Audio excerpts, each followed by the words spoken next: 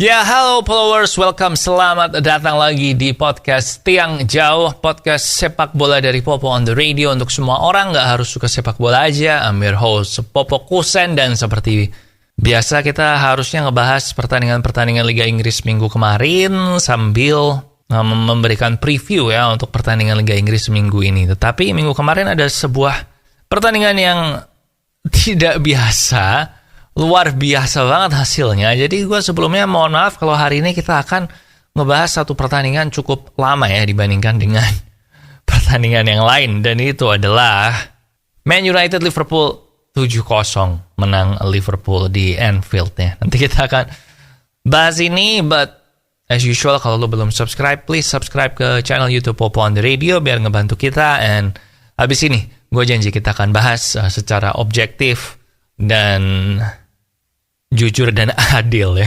Jadi jangan kemana-mana, I'll be right back.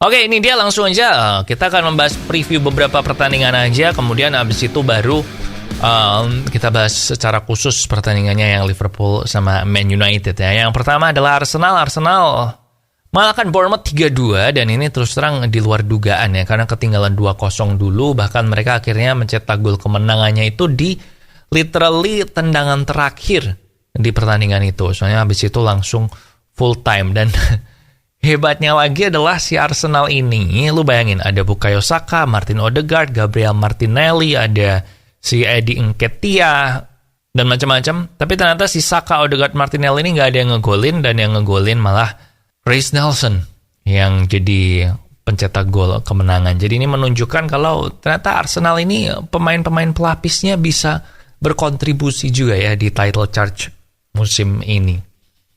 Jadi Arsenal masih unggulan utama juara, gue bilang, walaupun I guess peluang Arsenal juara Liga itu 55%, kemudian City gue taruh di 45% lah antara itu. Cuman dua tim itu sih yang berpeluang.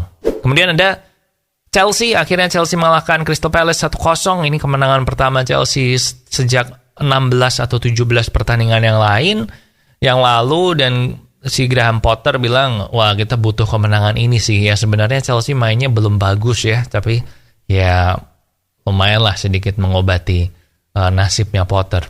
Kemudian City mengalahkan Newcastle 2-0. Dan satu yang menarik dari City ini adalah si Phil Foden ini kembali sering dimainkan lagi sama Pep, dan dia kembali on form lagi karena di 3 pertandingan terakhir dia ngegolin 4. Tapi yang khawatir adalah dia kemarin cedera lagi men, jadi kayak kakinya rada kenapa gitu, dan harus beristirahat. Tapi nggak tahu sih cederanya parah apa enggak, mestinya sih enggak ya. Kemudian udahlah, dah langsung aja sekarang kita ke Man United melawan Liverpool.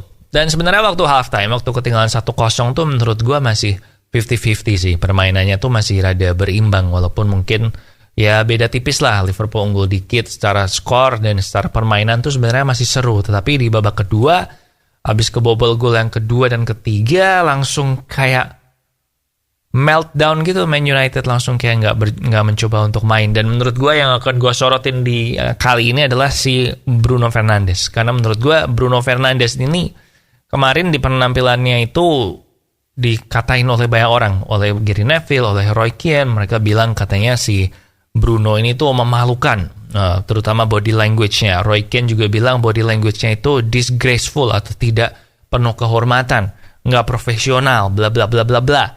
Dan kita akan ngebahas sebenarnya apa aja yang dilakukan oleh Bruno Fernandes di pertandingan itu yang membuat banyak pihak mengata-ngatai dia itu tidak profesional. Dan yang pertama harus dibahas adalah walaupun Bruno Fernandes ngelakuin semua ini, tetapi dia tidak diberikan kartu kuning. Oke, kita mulai.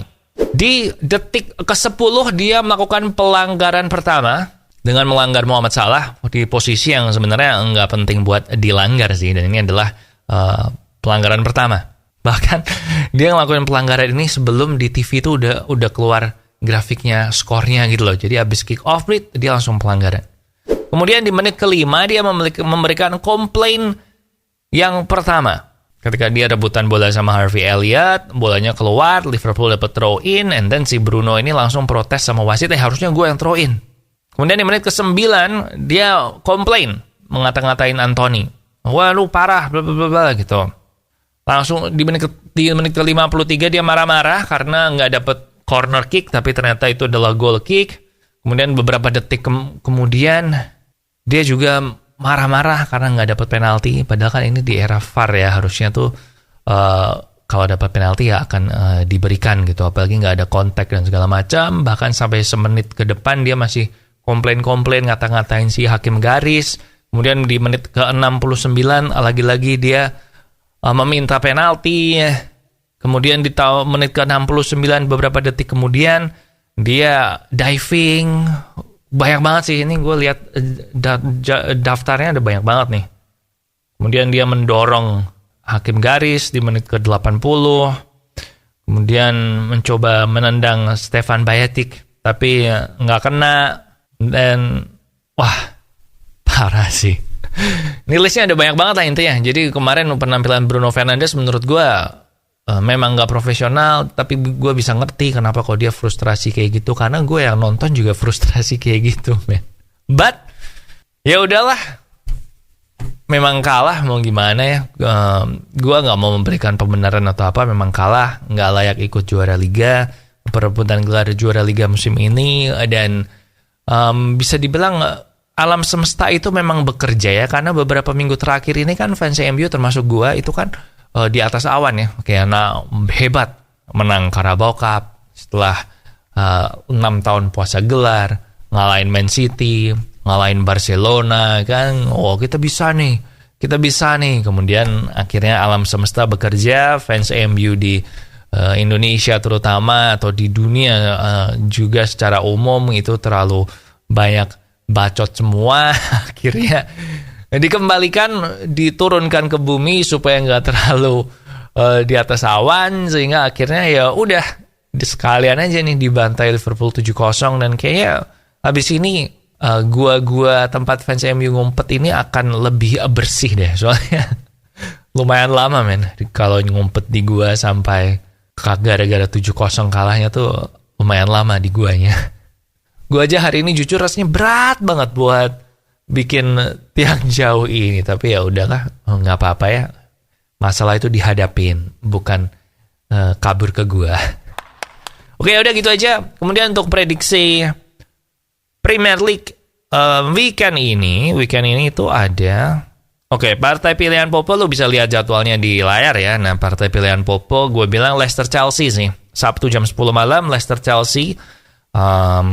Itu boleh untuk ditonton Leicester karena si James Maddison udah main kan, jadi ini kayaknya bakalan seru. Soalnya kalau Leicester ada Maddison tuh mainnya keren. Udah itu aja sih. Di luar itu ya kalau lo ngefans sama City silahkan nonton, ngefans sama MU silahkan nonton. Pokoknya buat yang tim netral, saran gue atau pilihan gue adalah Leicester lawan Chelsea. Oke, udah. Gitu aja guys untuk yang jauh kali ini. Minggu depan semoga lebih baik ya. Semoga MU menang, Liverpool semoga semua menang lah, biar nggak ada yang ke gua ya. Oke. Di sini Popo Kusen. Ingat sekali lagi subscribe ke YouTube Popo on the Radio. Thank you for watching and I'll see you when I see ya.